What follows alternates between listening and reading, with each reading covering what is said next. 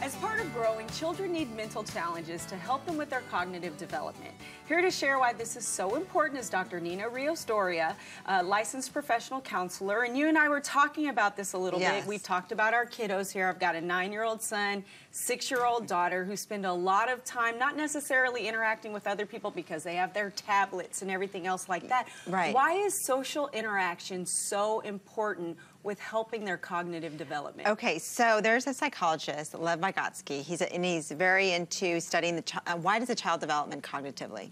And one of the things he found is when children are encouraged to learn, their cognitive skills grow. And let me give you an example. Let's say you gave a child, 6-year-old, 5-year-old, a puzzle, and they did it right away. You're not challenging their cognitive abilities.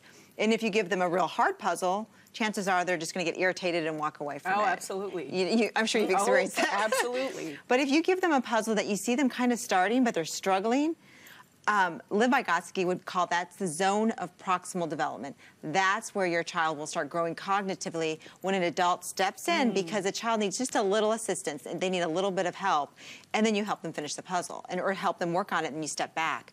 But if we don't do that enough, then the children are not going to really be challenged enough. So we just want to be aware of that. Where do you draw that line, though? Because I'll just tell you, my daughter, who's my mini-me, if you try and step in during those times, sometimes they don't want your help. You don't step in. Okay. You only step in when you feel they're challenging and they're frustrated and they're irritated and angry and they want your help. But if she's kind of doing the puzzle, give me an example of what. Like a puzzle. So if I were to come in and say, well, why don't you try this one here? When you see or maybe sense that she's having some issue, she'll be like, no, Mommy, I've got it. Okay, then let her try it. Let her try to work on it. And say, okay, it sounds like, okay, if you got it, that's good. Mommy's here to help you if you need a little help. Yeah, and what's so great, and that's not just with adults, but like when you have your children around older children, chances are they're showing them and teaching them different things. I know my daughter attended a Montessori, and there was this one girl that was so much more advanced, and they were all the same age, but she had an older sister, just that was a year or two older, that would always work, play with her and show her different things. And that's why it's, again, important for children to be around others and also in play, because you learn a lot through play as well.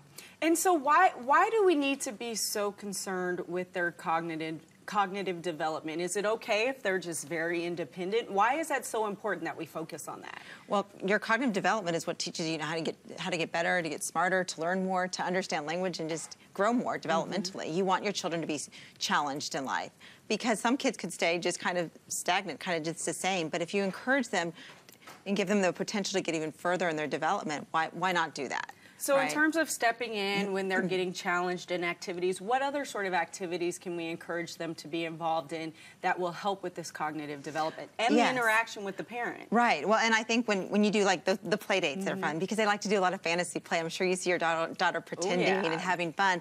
And then their language is getting developed as well. For the younger children, especially if they're playing with older children or some their age, they can correct themselves in their language if one's a little different, a different level, or has some challenges.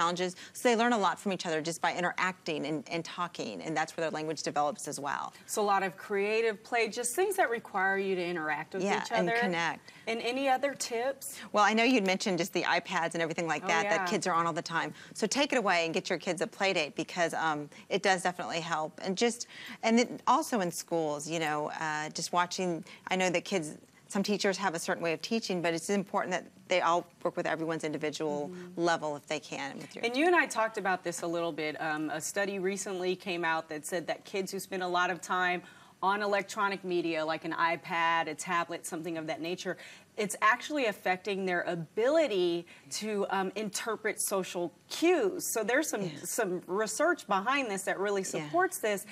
How do you find that balance? Because we live in an age where they're going to be on these electronic devices. So how do you find that medium? And as a parent, how do you take away something that's giving them so much joy? Right, and especially if it's become a habit and they're addicted to it, it's taking it away and giving them other choices and alternatives, because it is important that they're understanding how to interact with people and identify people's social cues. How important is that with emotional intelligence and everything like that? But also, again, for cognitive growth and everything in development, it's important to just connect with others. And again, for parents, not just of children, of teenagers, you can always, teenagers can step in, you can step in with your teenager that's struggling a little bit and help them. And don't do the problem for them, don't do things for them, assist them and then step back. Well, that's because we can't. because they give a math homework that at that point we don't remember how to do it anymore. But great tips, Dr. Nina, as always, great information. And to see this segment again, log on to our website, thebroadcasttv.com. We'll be right back.